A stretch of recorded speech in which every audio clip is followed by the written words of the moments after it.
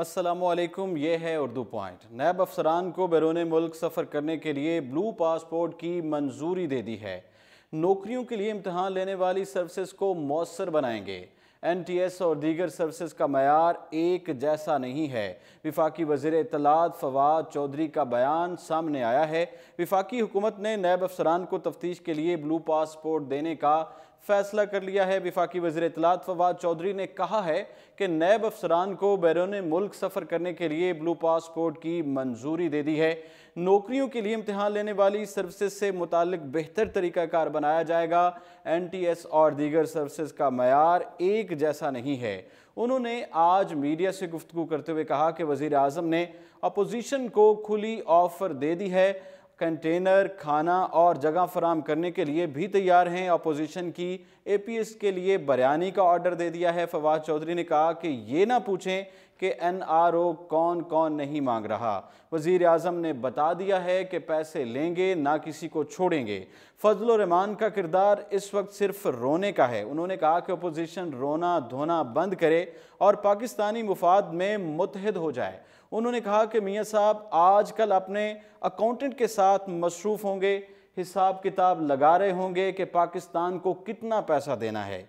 इससे कबल वफाकी वज़ीर इत्तलात फवाद चौधरी ने आज प्रेस कॉन्फ्रेंस करते हुए बताया कि पाकिस्तान को खलाई मिशन में बड़ी कामयाबी मिली है।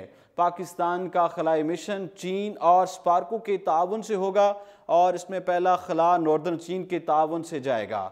स्पेस प्रोग्राम में हमारी बड़ी कामयाबी है। फवाद चौधरी ने कहा कि सऊदी अरब ने वीज़ा फ़ीस 300 रिहाल कर दी है। उन्होंने कहा कि नौकरियों के लिए इम्तहान लेने वाली सर्विसेज से मुताल्लिक बेहतर तरीक़ाकार बनाया जाएगा। NTS और दीगर सर्विसेज का मयार एक जैसा नहीं है। नैब अफसरान को बैरून मुल्क सफ़र करने के लिए ब्लू पासपोर्ट की मंजूरी दी गई है और प्रेस कॉन्फ्रेंस में विफाकी वज़ीर ख़जाना असद उमर ने कहा है कि मुल्क में नेपरा बिजली की कीमतों का तयन करता है। नेपरा बिजली की कीमतों अखराजात का जायज़ा लेता है, फिर वो हुकूमत को बिजली की कीमतें बढ़ाने की सिफारिश करता है।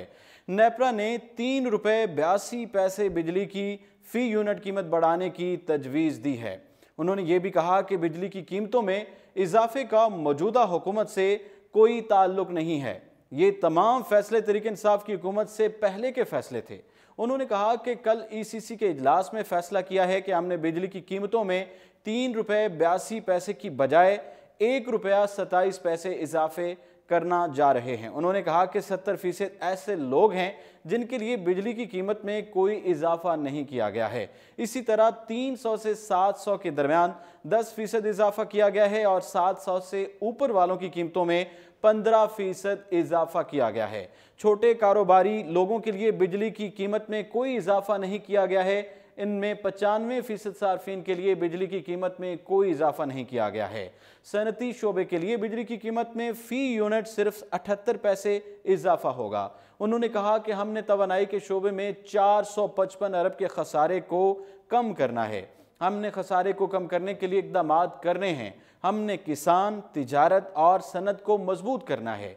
अपनी एक्सपोर्ट बढ़ानी है, कर्जों में इजाफा नहीं करना है। असद उमर ने कहा कि अवाम में बोझ डालने का फैसला 1 मिनट में हो सकता है। हमारी कोशिश है खसारे को कम करने के लिए महंगाई का बोझ निचले तबके पर ना पड़े। उन्होंने कहा कि मजीद कर्जे नहीं लिए जाएंगे, IMF के पास आखिरी बार जाएंगे।